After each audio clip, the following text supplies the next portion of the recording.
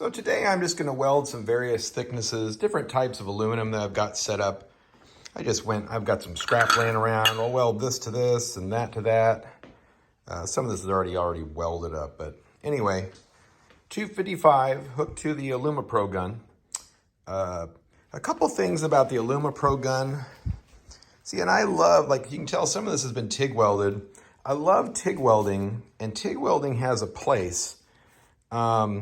This also has a place. The one thing I would tell you that you just love about having this, even if you just are going to TIG weld everything, is when you want to tack, TIG welding, if you don't have a fixture table or some way to hold it together, you need kind of a third hand to do it. And when you don't have that third hand or way to clamp, it's really hard TIG welding to tack something. Where this, you want to tack this to there, you just go, I only need one hand really to tack. I mean, obviously I'm going to use the other hand to hold it. But I've just got some various types of aluminum that I'm going to weld. Again, this is a Miller 255, the Aluma Pro gun that I paid, again, $3 grand for. I got 4943 wire in it, and it's 035 wire. So it's not the super thick stuff, but it's not the thinnest either. So I'm going to get going on that. So today I'm going to weld everything here. I've got some 20 gauge aluminum I'm going to weld. It's dirty even. Ooh, exciting. Then I've got some 1/8 inch stuff that goes down to like 074 stuff. And then I'm going to weld the 1/2 inch plate. I mean, can you imagine that? The gun's going to go from this to that. So the only thing is, if I take the camera out of there and show you the welder, all I'm doing is just changing the welder down because I'm only changing my wire speed. So right now we're set at 350 wire speed. Break that guy off again, it's 4943. So this is 1/8 inch, right? So remember, I was telling you how easy it is to tack with this. So then I want to hold this guy around right about there. And right about there. And again, I've got that long stick out. It seems kind of crazy when you first do it.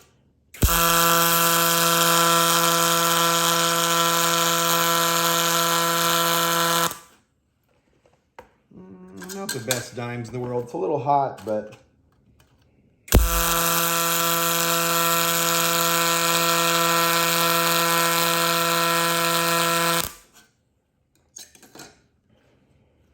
so I got to turn this down a little bit. I got to go down one more. So I'm going to 235 wire speed. Let's see if this guy gets a little prettier, because I'm a little too hot over there.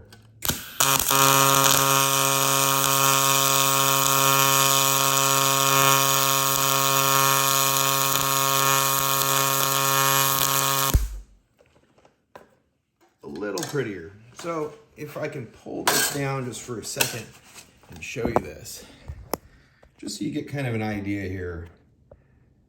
See how that turned out is pretty nice. Well, on the other side of this, see how hot I am over there?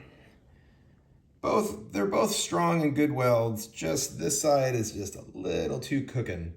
In the machine here, I just want to show you if I can set this down. All I'm doing is right now I'm just going, hey, I'm going from 14 gauge up to 1/8 inch, or up to, and all it's doing is changing the wire speed. You can, if you want, change it manually. I just did this because I'm going to go all the way down now to 18 gauge, 125 inches per minute. Put my little camera back in here. Try to steady this. So now we're going to go from welding that thicker stuff that's way easier to weld. This we just have to stitch. I have no way of welding this. But so then we go down to that. And listen how different this sounds too.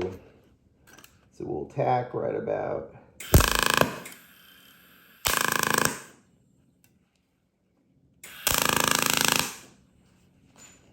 Let's see if we can get something good.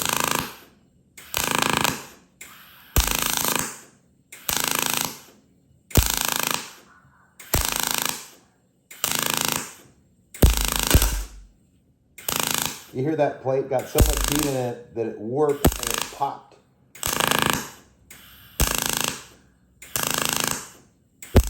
Oh boy, this 20 gauge is welding better now than it did in my other video. This is actually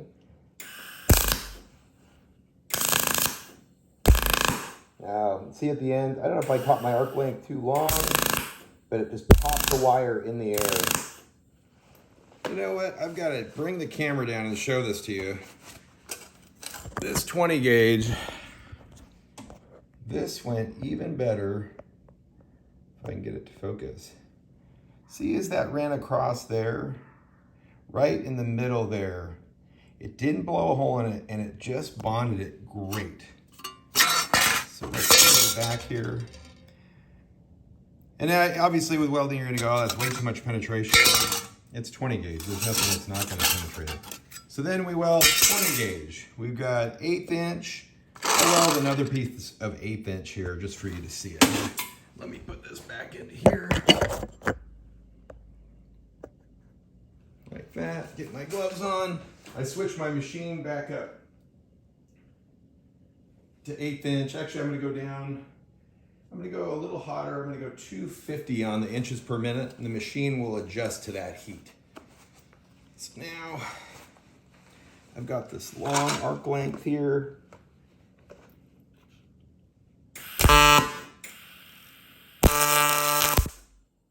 Right there, there.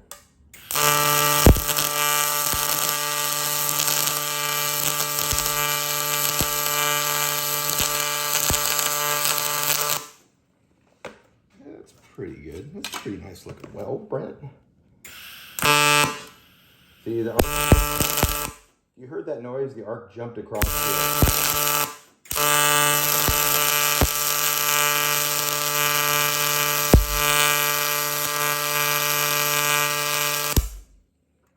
Ooh, and it's getting good. I think my settings here are kind of ideal. So if you look at that guy, I don't know if it focuses or not. That's pretty good. So we went from 20 gauge up to 1/8.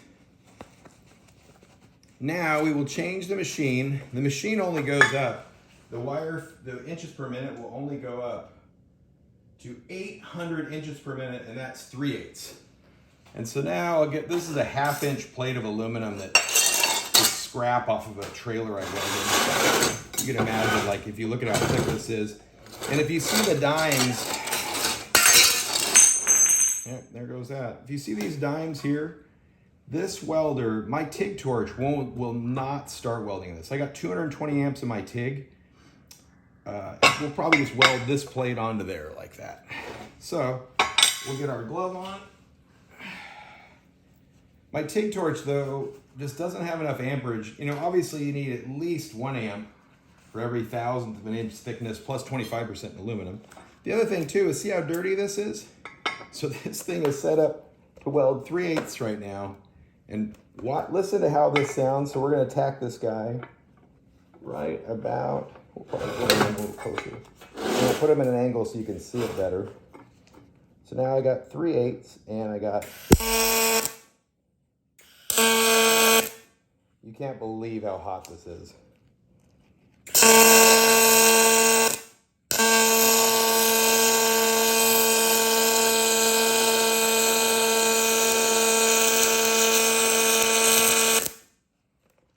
You know what's so neat? This thing, if I can get you a good shot of this.